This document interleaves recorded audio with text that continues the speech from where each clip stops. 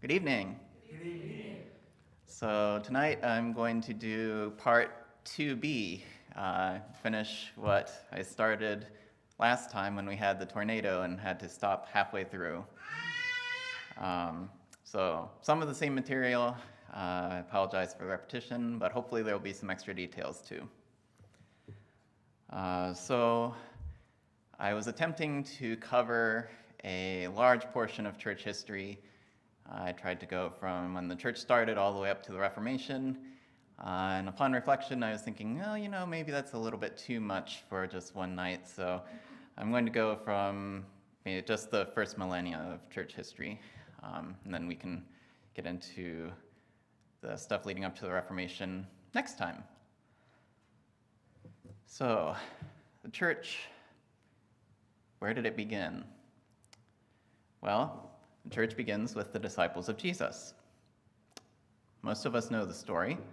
After his resurrection, Jesus remained on the earth 40 days, appearing to both the 11 disciples who were the apostles and to many other disciples who may have followed him at a further distance during his 3-year ministry here on the earth. In one recorded instance, he appeared to 500 of the disciples before he ascended back into heaven.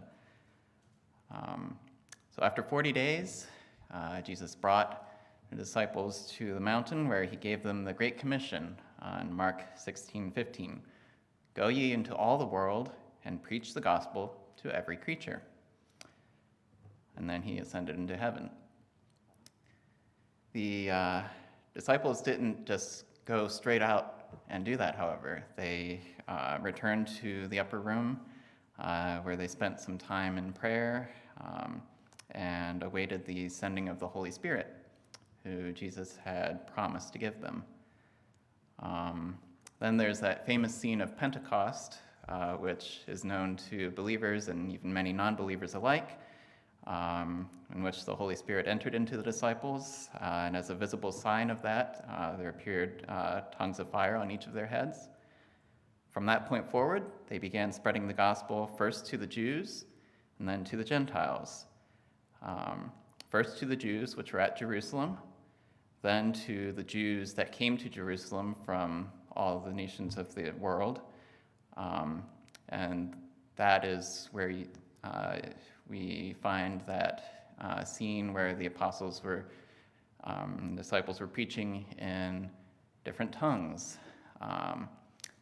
The people who were assembled there from all around the world were amazed that these unlearned men, fishermen, who wouldn't have had the opportunity to study perhaps even their own language, much less foreign languages, were able to present the gospel to each of these people that came from around the world in their own native languages. So the gospel went to the Jews at Jerusalem, the Jews from around the world, and then to the Gentiles in Jerusalem and around the world. And that's when the church began expanding. So the structure of this early church. The early church was different from many churches that you find today. In America, we are used to having a multitude of different churches to choose from in any particular area with a decent population. Ashland County, for example, has at least 10 different Baptist churches that I know of, and almost 100 churches from other denominations. First century Christians, however, did not have that luxury. There was no church shopping for them. Each area had its own church, and all of the Christians from that area went to that church. Although perhaps it's wrong of me to put it that way, because the Christians were the church. They didn't associate a meeting place, a building, or an institution as a church like we do today. So we see in Paul's letters that there was no church shopping. Each area had its own church. He does not write to the pastor of Second Congregational Church of Philippi or to the believers of the First Baptist Church of Ephesus. With the exception of his letters to Timothy and Philemon, he writes each of his epistles to the church at whatever city he was writing to. Each city had its own church. Each church was made up of a community of believers from that city, rather than a building or institution. Each church was independent from all of the other churches, even though they fellowshipped with other churches. And each church was congregational in its polity, which means that the people and the local church leaders co-jointly administered the affairs of the church. There was no outside hierarchy determining what all the churches should do. Any questions at this point or thoughts?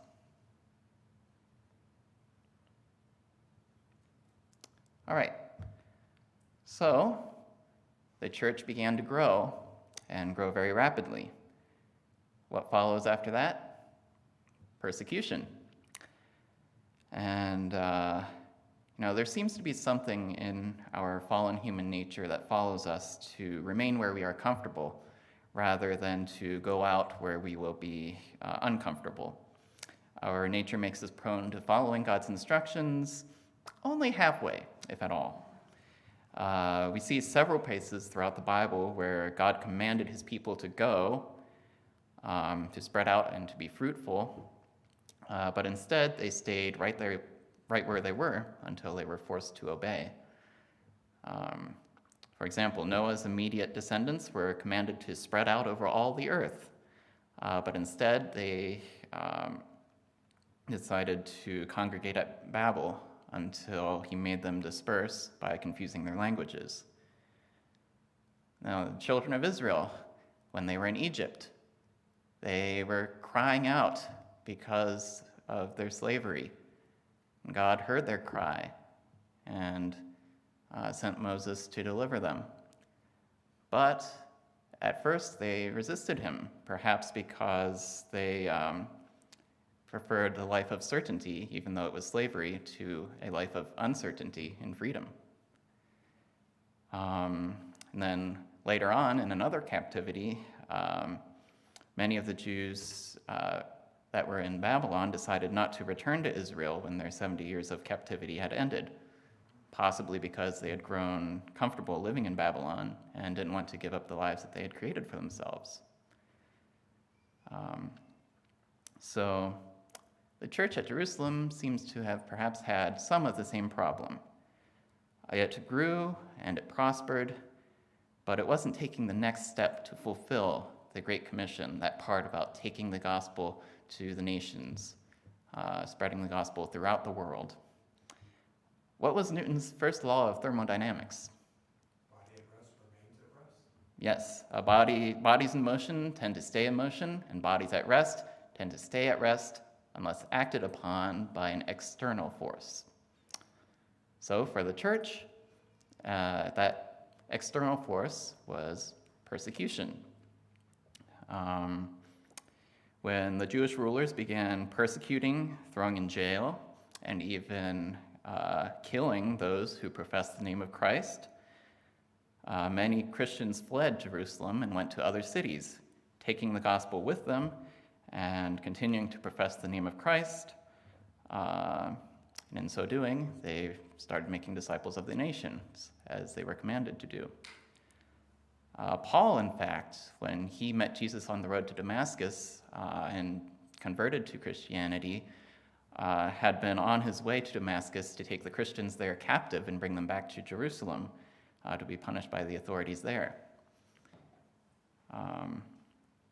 So, just as the gospel was spread first to the Jew and then to the Gentiles, so also was the pattern of persecution. First there were Jewish persecutors, and then Gentile persecutors. The first to persecute the church were the Jewish rulers in Jerusalem and the rulers of the synagogues in the other cities. The Roman authorities didn't really seem to care one way or the other as long as civil peace and their authority or their handle over everything was maintained. Soon, however, the Gentiles did join in the persecution. One particular name you might be familiar with is the Roman emperor. His name begins with an N. Any guesses? Nero, yes. He used the Christians as a scapegoat for the Great Fire of Rome in AD 64, which many historical sources suggest he may have started himself, and it destroyed much of the city. From that point up until the 3rd century, the church experienced constant persecution from the Roman government, which accused them of disturbing the Pax Romana, or the Roman peace. And Pax Romana was a period of 200 or 300 years, starting with Emperor Augustus right before the time of Jesus, and during the time of Jesus, when there was relative stability in the Roman Empire. Institutions were strong, and civil society functioned very well. All right, so during persecution, how does the church respond? Well, during these periods of persecution, of course, many Christians remain strong, but there's a lot of pressure during persecution. And we begin to see some movement within the church away from the original congregational polity that it espoused originally, and more towards the episcopal polity that we see in today's Catholic or Eastern Orthodox churches. It didn't all happen at once, and it was spread out over maybe 300 or 400 years. But it started out with some individual churches rising, and eventually that led to a hierarchy where a few bishops exercised authority over all the other bishops, which made them in effect archbishops, would be what we would think of today. And then all of the other bishops that were underneath those higher up bishops exercised authority over the local ministers. The bishop at Rome rose to prominence above all of these other bishops and became what we today know as the Pope. And there are probably at least 3 reasons for that. So in AD 70, can anyone tell me what happened in AD 70? Destruction of Jerusalem. Yes, so Titus led a Roman army to quell the Jewish rebellion against the Romans. And in so doing, he destroyed Jerusalem, which meant that the church at Jerusalem was also effectively destroyed or dispersed. Because the church at Jerusalem was the first church, many of the other churches had looked to Jerusalem as not for authority, but as an example in many ways. So with the church at Jerusalem gone, they might have had to look elsewhere. Reason number 2, the Roman Church had a good reputation from the very beginning, as evidenced by Paul's comment in Romans that their faith is spoken of throughout the whole world. And then reason number 3, of course, Rome was the seat of the Roman Empire, which meant that it was the center of civil power. Now, once the Roman Empire fell apart several hundred years later, which left a vacuum in civil power, the Bishop of Rome stepped in and tried to exercise that civil authority for himself, merging ecclesiastical authority and civil authority into one. And at some point in this process, that's when he became the Pope. So I jumped ahead a little bit. We went from the church becoming from the church being persecuted by the state to the church almost in effect becoming the state with the exercise of civil authority. How did that happen? Well, I mentioned that the Roman Empire fell apart. That didn't happen overnight either. Contrary to the accusations of the Roman authorities against the Christians, it was actually the Romans themselves who were disturbing the Pax Romana by allowing public morality to lapse abusing governmental power, and slowly tearing down the foundations of the institutions that had created stability for the empire. As the Roman Empire began to fall apart at the seams, Roman authorities began looking for something to help glue society back together. That glue would be a common religion that could be shared by everyone in the empire. Up until that point, Roman policy had been to let each region under its rule to keep their own local gods and religious traditions, as long as they at least gave lip service to the idea that the emperor was the Pontifex Maximus, or the chief priest of the empire. But that lip service was just that, lip service. It didn't compel very many different nationalities of the Roman Empire to be united as Romans. And towards the end, Rome began expanding who could become a Roman citizen in an attempt to unite more peoples of the empire. At first, you could only be a Roman citizen if you were actually from Rome, the city of Rome. Then you could become a Roman citizen if you were a resident of the areas around Rome. And then if you had any connection to Rome, and so on. At the very end, they even extended citizenship to the Germanic barbarian tribes from after supposedly seeing the sign of the cross during a battle against the Western Roman Emperor, which battle Constantine ended up winning. And yes, I did say Eastern and Western. It was that bad. Rome had split in half. After Constantine's winning that battle, he managed to temporarily unite Rome again. And a few years later, he issued the Edict of Milan, which legalized Christianity throughout the empire. And then 2 centuries after Constantine, the Byzantine Emperor, and Byzantine is the successor to the Eastern Roman Empire. The Byzantine Emperor Justinian I, Justinian the Great, effectively made Christianity the only legal religion in his realm. So sometime in the time period between those two events, the church went from being persecuted by the imperial authorities to being encouraged and even to a certain extent run by those authorities, or merging with those authorities. Somewhat how, like many churches today, are trying to bring people in by making themselves look more like the world, the imperial and mainstream church authorities began encouraging changes in the church that would make the former pagans in the empire feel more welcome, because what they saw when they entered a church would be more familiar to them. So it is in this time that we see the emphasis on external signs for salvation rather than internal regeneration and a personal relationship with God become more prominent. Things like the idea that baptism and other sacraments are necessary for salvation, and the idea that priests are needed to administer those sacraments.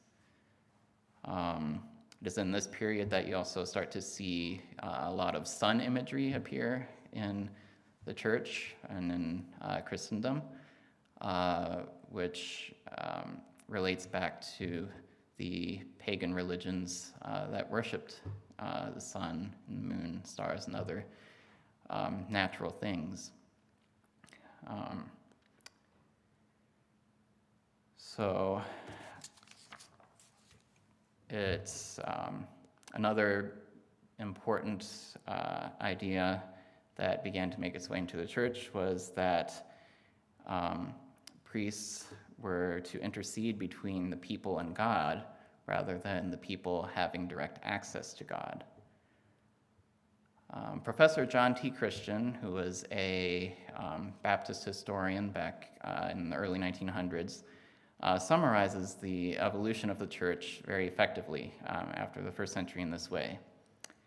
At first, there was unity in fundamental doctrines and practices.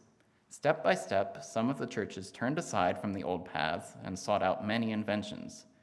Discipline became lax, and persons of influence were permitted to follow a course of life which would not have been tolerated under the old discipline. The times had changed, and some of the churches changed with the times. The times had changed, and some of the churches had changed with the times. There were those with itching ears, and they sought after novelties. The dogma of baptismal regeneration, which is the idea that baptism is the means of salvation, was early accepted by many, and men sought to have their sins washed away in water rather than by the blood of Christ. Ministers became ambitious for power and trampled upon the independence of the churches. The churches conformed to the customs of the world and the pleasures of society. Any thoughts or questions? If you change the names and the dates, it sounds a lot like America. Yes, there is nothing new under the sun. If you change, Pastor said, if you change the names and the dates, it sounds an awful lot like America.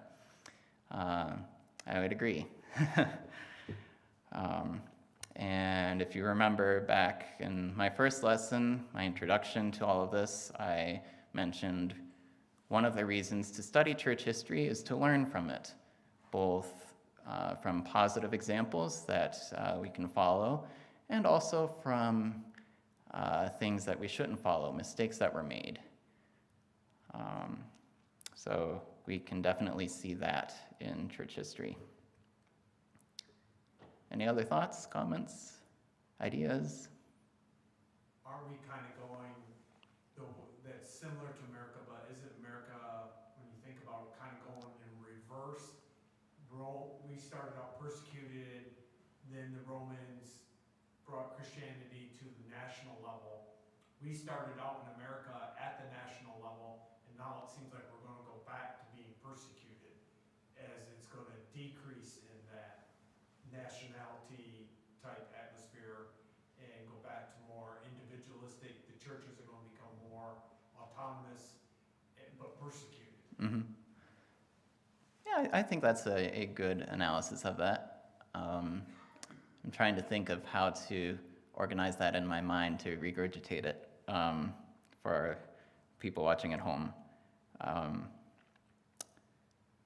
So a pastor said, drew another comparison to America, but perhaps in how we're different, that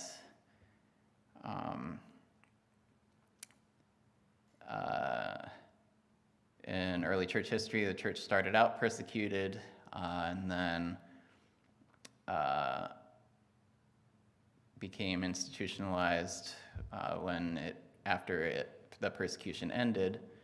And so in America, we started out, at least on this side of the Atlantic, not counting before America started out free from persecution, and then as we moved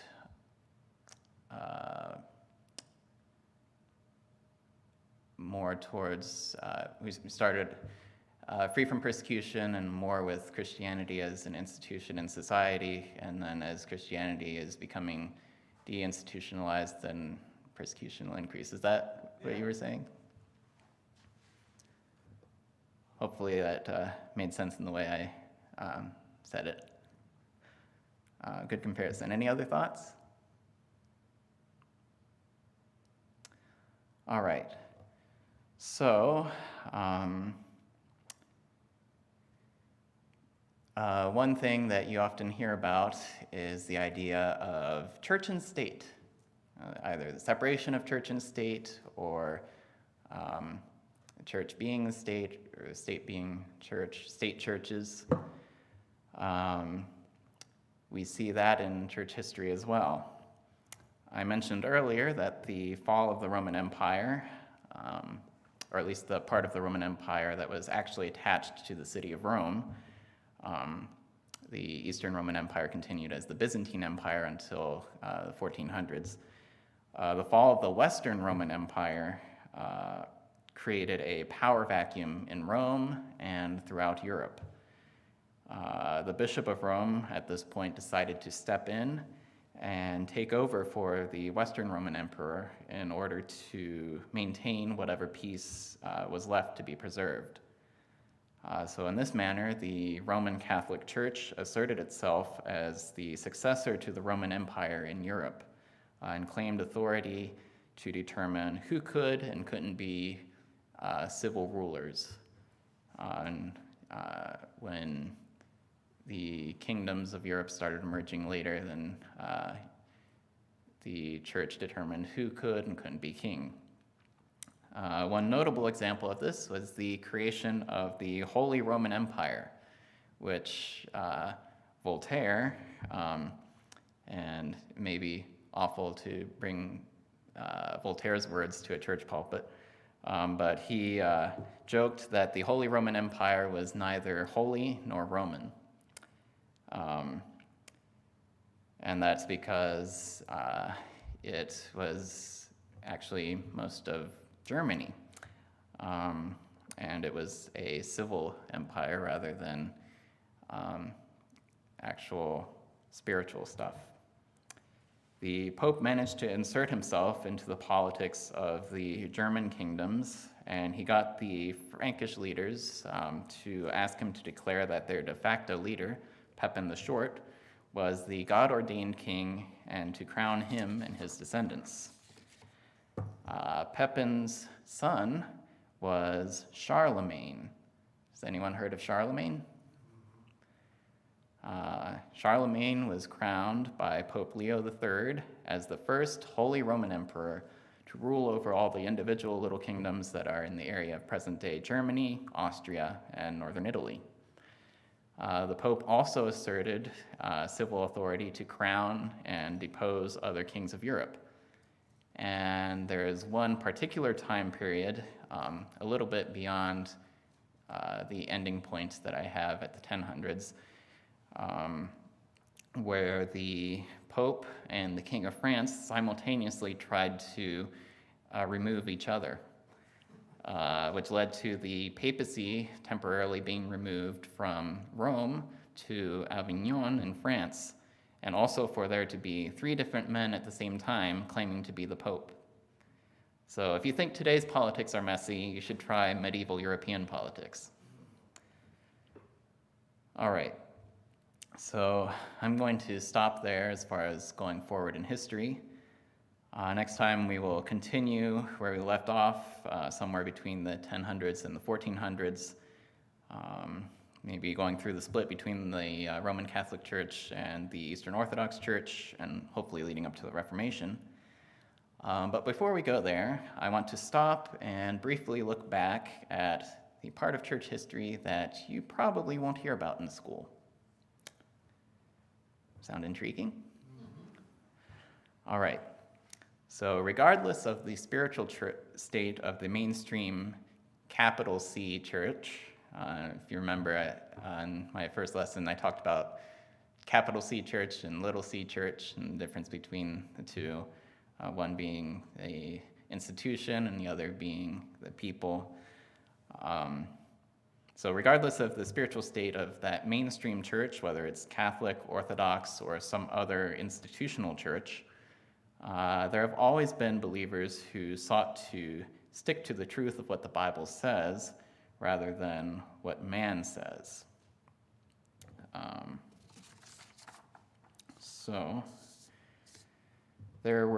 I'm going to talk about 4 different groups in particular. There are many more, and I'm just going to go briefly through them. I might go into more detail about them next time. But they're spread throughout the first millennium, roughly. So you have Montanists, Donatists, Paulicians, and Waldenses or Albujenzas. Now, if you remember, one of my cautions about studying church history that I gave in my introduction was that beyond what is written in the Bible, we cannot trust records to be 100% accurate. And this is especially the case when those records are written by those who were the enemies of the church or of a particular group of Christians. So if you want to hear about these 4 groups that I just named today, Google them or look them up in an encyclopedia.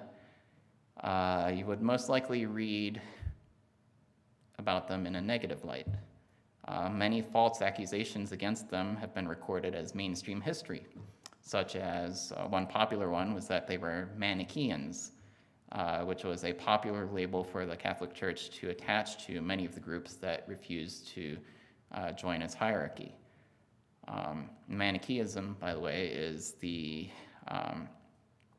was a separate religion from Christianity that taught the idea of a dualistic world. So basically, God is half good and half evil, and they balance each other out, which is not Christian at all. You can see why being falsely accused of holding to such a view would cause non-conforming Christians to be dismissed as heretics or pagans rather than actual Christians. Dr. Christian summarizes it best. The representations of the Baptist or Baptist-like groups were often made by enemies who did not scruple, when such a course suited their purpose, to blacken character.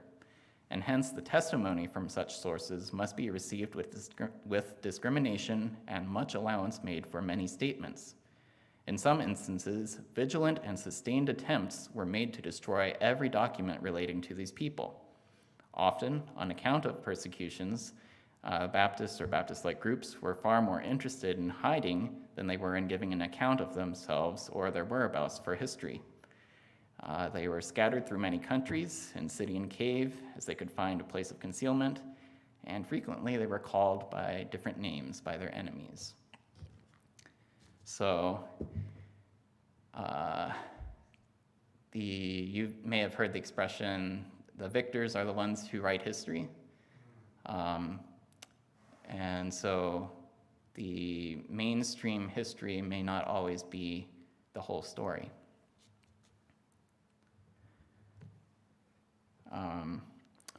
So I mentioned Baptist or Baptist-like groups. These 4 groups wouldn't be necessarily recognizable as Baptists if they were to assemble here today. They certainly probably had a lot of differences from modern Baptists. But they were Baptists in that they rejected infant baptism and they rejected the idea of church hierarchy. They supported the idea that the church should govern itself, each individual church, in a congregational manner. So just a brief point about each of them. And I'm going to talk about them. I'm going to choose one point that Baptists are known for each group, although many of these groups held more than just one point. So church autonomy. The Montanists were some of the first to be called Anabaptists or rebaptizers because they thought that those who had lapsed from the faith should be baptized again, a public profession of faith. And they rejected the idea of infant baptism. The Donatists were very concerned about the purity of the church. They opposed, they appeared right around the time that persecutions started to end. They opposed reintegrating clergy into the church who had renounced Christianity during the persecutions. So they were very concerned that the people in the pulpit should be men who could be trusted to preach the truth without being compromised. And the Paulicians, they were strong in freedom of conscience and religious liberty. They They originated in Armenia and the northern Middle East. They even founded their own free state in the Balkans, independent of the Eastern Roman Empire, the Byzantine Empire, which lasted for about 150 years. And they were heavily involved in missionary work, which may have led to the planting of another group in the south of France, the Albujenzas, or sometimes known by their later successors, the Waldenses. The Waldenses were named for Peter Waldo, who was a preacher of the gospel. He was an educated layman who started leading Bible studies and translated the Bible into the common language of his time. And this was at a time when the Catholic Church was promoting the idea that the Bible could only be taught by the church, not by priests in the church. And ordinary people could not read the Bible or understand the Bible. And they only taught the Bible or preached in Latin. The Waldenses were heavily persecuted by the Catholic Church, and yet even their enemies saw recorded that they were reproachless in the way that they lived. You could tell that they believed, really believed, that they lived what they believed, in following what Scripture says. So I will stop there for tonight, and we'll talk more next time. Any thoughts or questions, complaints, concerns?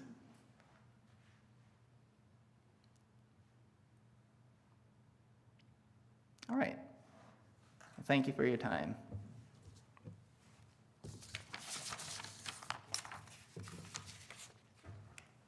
Thank you, Joshua. Appreciate that. A lot of interesting connections there.